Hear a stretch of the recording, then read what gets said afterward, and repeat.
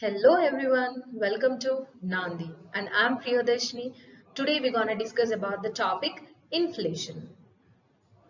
Coming to the advantages and disadvantages of inflation.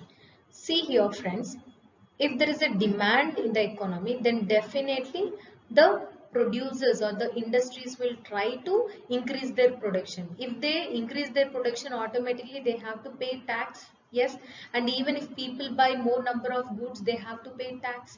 So in that way, the GDP, the gross domestic product of the economy will increase. It means the inflation may lead to growth of an economy.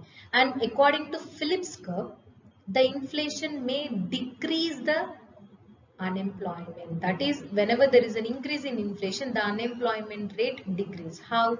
See here, because of inflation, production is increasing. With production increment, people are buying the products with high cost.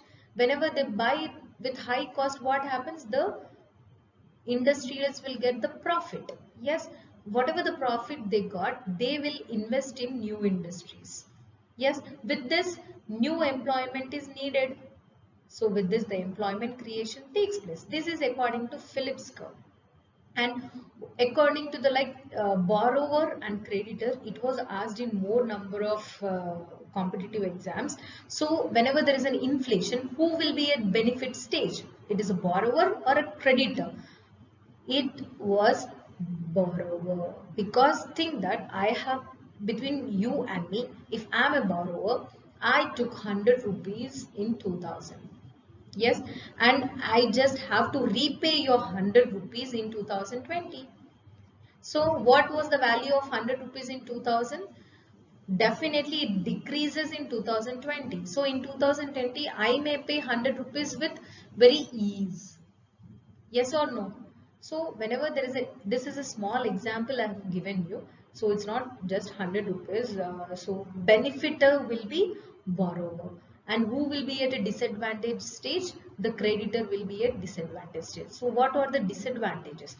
What happened when the cost of the goods and services have increased much more, the cost of living of the common people also increases. Earlier, think that my income is 1000 rupees and I used to buy products at 800 rupees and I used to save 200 rupees. This is my savings. So now what do I do? I have, because of increment in cost of living, the products are now 1000 rupees. So I have to buy whole of my income to buy these products. There is no savings at all. Yes or no? Less savings may take place because of high inflation and cost of living. This is the cost of living. Earlier it was 800. Now the cost of living became 1000. So it means cost of living also increased, and the purchasing power. Earlier, I saved 200 rupees. Yes, so with 200 rupees, I can buy any product. But now I do not have any money. So my purchasing power also got declined. Yes or no? With this, what happens? Income inequality also increases. Why? Because the impact on inflation, the impact which was created by inflation will not be much on rich people. Yes, the common people will be affected much more. So the poorer will become much more poorer, and there will be a much more gap between the rich and the poor. Even if the inflation increased much more, yes, what happens? Sometimes the products may not be bought by the people. Think that the products which I make were sold at very high cost. So because of high cost, people thought that I'll not buy now. So what happens? My profit will decrease. Yes, with less profits, can I give wages and salaries to all my laborers who are working in my industry? Definitely no. So what do?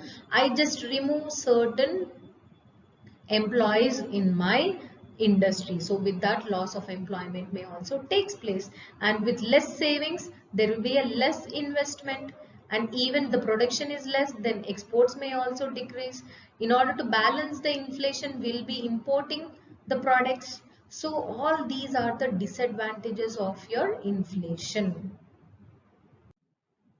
So who measures this inflation in India? It is Ministry of Statistics and Programs Implementation measure this based on two indexes, that is Consumer Price Index and Wholesale Price Index. What is meant by Wholesale Price Index? The cost of goods and services at wholesale market. And if the cost of goods and services is calculated at consumer market, that will be much more higher than wholesale market. I think you know the difference between your wholesale market and consumer market. Yes, definitely the price will be deferred.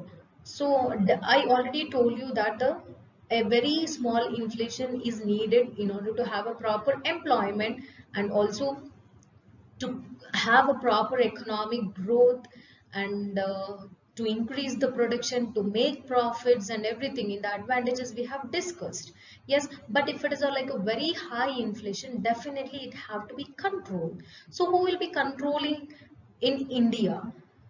It was government and also the RBI, Reserve Bank of India, that is the Central Bank of India. The government make policies to tackle this inflation.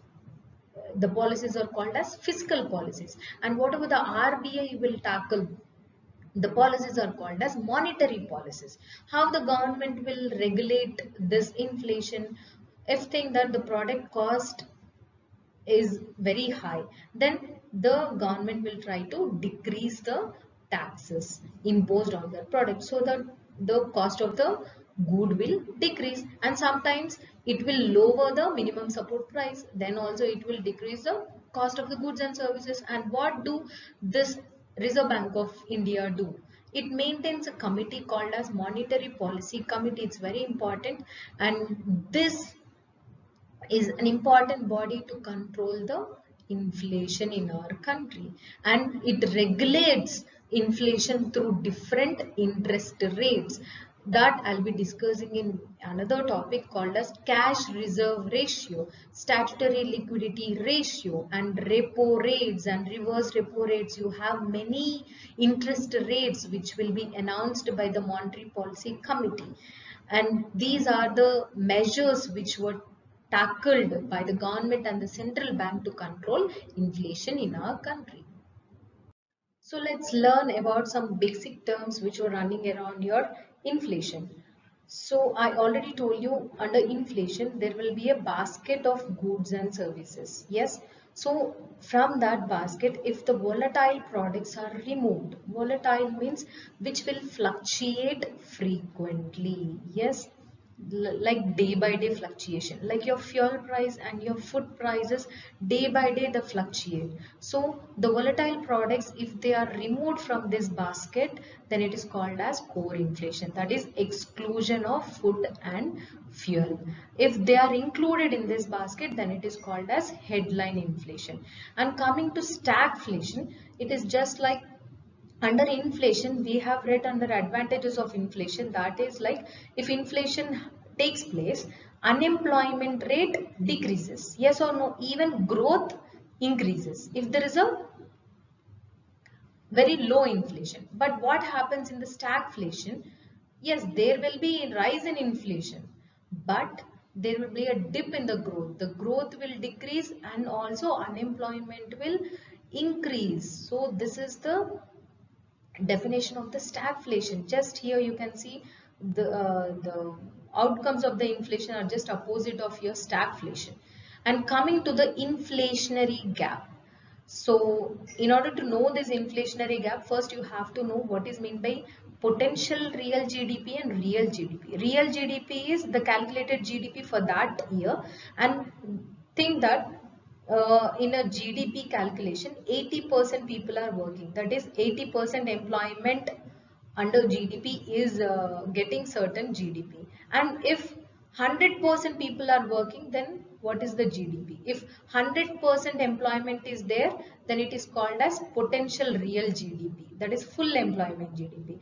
And what is the actual GDP? That is your real GDP. If your real GDP is, that is this GDP is greater than your potential GDP, then it is called as inflationary gap. Yes, that is because of your inflation. What is meant by deflationary gap? Just opposite of it. That is, if the potential GDP, this is greater than your real GDP, then it is called as deflationary gap. So just what is the opposite term for inflation? The opposite term for inflation is deflation.